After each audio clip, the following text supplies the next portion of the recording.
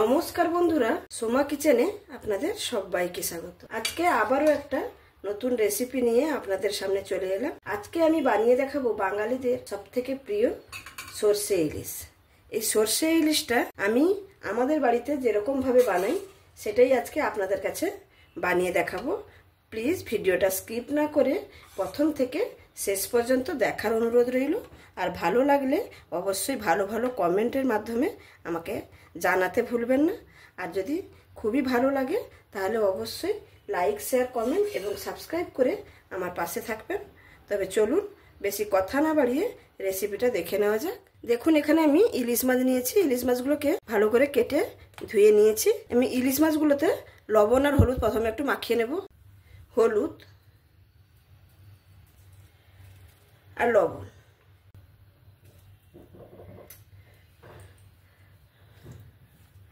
হলুদ আর লবণ দিয়ে ভালো করে মাছটাকে মাখিয়ে নেব। ভালো করে লবণ আর হলুদটা মাছে মাখিয়ে নিয়েছি। সরষে ইলিশ বানানোর জন্য আমি এখানে একটা মশলা করে নেব। একটা মিক্সারের জার নিয়েছি, তাতে দিয়ে দেব হলুদ সরষে 2 চামচের মতন, কালো সরষে দিয়ে দেব 1 চামচের মতন, তার সঙ্গে দিয়ে দেব পোস্ত 2 চামচের মতন আর 2টো কাঁচা লঙ্কা, আর দিয়ে দেব সামান্য একটু জল দিয়ে ভালো করে মিহি পেস্ট করে নেব। মশলাটা আমি সুন্দরভাবে মিহি পেস্ট করে নিয়েছি। দেখুন, এরকম ভাবে মশলাটাকে কিন্তু পেস্ট করে নিতে হবে। এখানে আমার সমস্ত কিছু গোছানো হয়ে গেল। এবার আমি রান্নার কাছে চলে যাব। এখানে আমি একটা কড়াই বসিয়ে নিয়েছি রান্নাটা করার জন্য। প্রথমে আমি পরিমাণ মতন একটু তেল দিয়ে দেবো। সর্ষের তেলে রান্নাটা করব। সর্ষে ইলিশ মানে সর্ষের তেল অবশ্যই মাস্ট রান্না করতে হবে, করলে কিন্তু ভালো লাগবে। আর আপনারা যদি না পছন্দ করেন তাহলে আপনারা যেই তেলে রান্না করেন সেই তেলটা ব্যবহার করতে পারবেন। তেলটা দেওয়ার পরে তেলটা একদম সুন্দরভাবে গরম করে নিয়েছি। এবার আমি মাছগুলোকে হালকা করে একটু ভেজে নেব। এই সর্ষে ইলিশটা কিন্তু কাঁচা মাছেও রান্না করা যায়, কিন্তু এগুলো যেহেতু চড়ে ইলিশ সেই জন্য একটু ভেজে নিলে ভালো লাগে খেতে।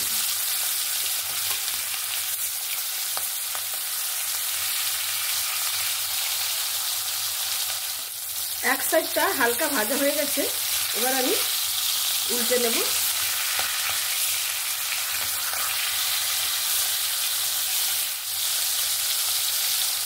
অপর সাইডটাও ভেজে নিয়েছি, হালকা করে ভাজা হয়ে গেছে। এবার আমি মাছগুলোকে তুলে নেব।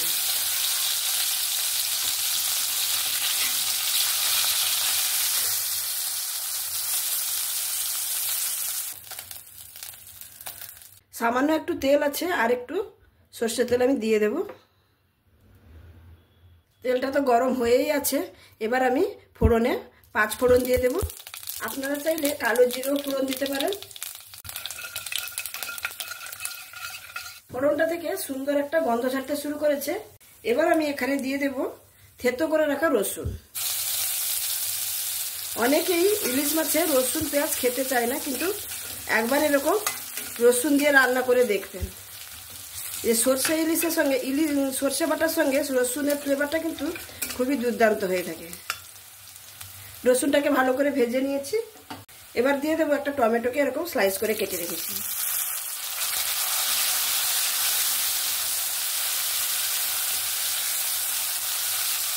টমেটোটাকেও 1 মিনিটের মতো নাড়াচাড়া করে নেব। টমেটোটাকে 1 মিনিটের মতো ভাজা ভাজা করে নিয়েছি। এবার দিয়ে দেবো বেটে রাখা মশলাটা। এই ইলিশ মাছ রান্না কিন্তু মনে হয় সব থেকে সহজ। যে কেউ নতুন যারা রান্না শিখছে তারাও কিন্তু বানিয়ে নিতে পারবে খুবই সহজে।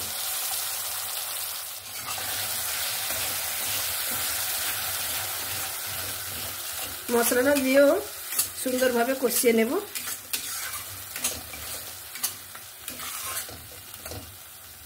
মশলাটা দিয়ে ভালো করে নাড়াচাড়া করে নিয়েছি। এবার এখানে একটু গুঁড়ো মশলা দিয়ে দেব, পরিমাণ মতন হলুদ, পরিমাণ মতন লবণ, সামান্য একটু ঝাল লঙ্কার গুঁড়ো, আর একটু দিয়ে দেব কাশ্মীরি লঙ্কার গুঁড়ো দিয়ে মশলাটাকে ভালো করে কষিয়ে নেব 5 মিনিট ধরে। মশলাটাকে এখানে আমি ভালো করে 5 মিনিটের মতো কষিয়ে নিয়েছি।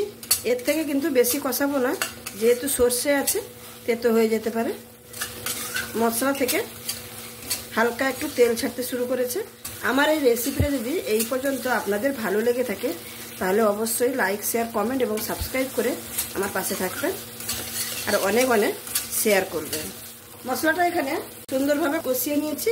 এবার মশলা ধোয়ার যে জলটা আছে ওই জলটাই আমি দিয়ে দেব।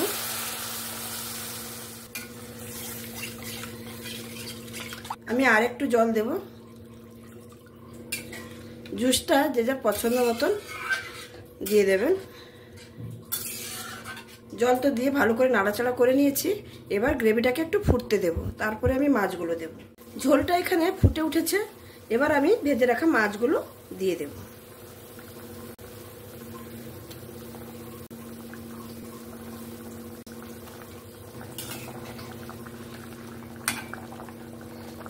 মাছগুলো দিয়ে একটু নাড়াচাড়া করে দিলাম। এবার আমি ঢাকা দিয়ে দেব 5 মিনিটের জন্য। 5 মিনিট হয়ে গেছে। এবার আমি ঢাকনাটা খুলে নিচ্ছি। দেখুন কত সুন্দর একটা কালার এসছে।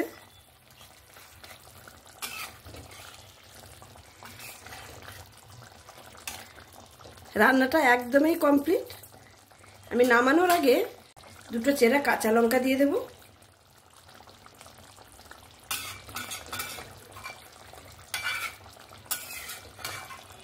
এবার আমি গ্যাসটা বন্ধ করে দিয়ে আপনাদের কাছে পরিবেশন করে দেখাচ্ছি।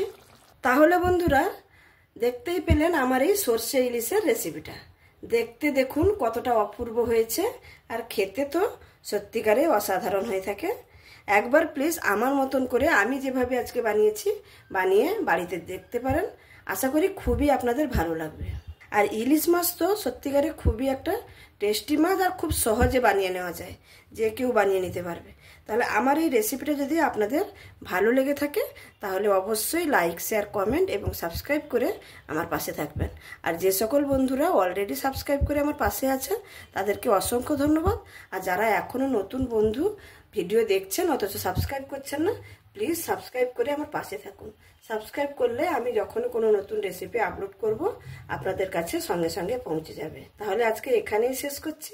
আবার দেখা হবে অন্য কোনো দিন অন্য কোনো রেসিপির সঙ্গে। অবশ্যই কমেন্টের মাধ্যমে আমাকে জানাবেন। তো সবাই ভালো থাকবেন, সুস্থ থাকবেন, সাবধানে থাকবেন। ধন্যবাদ।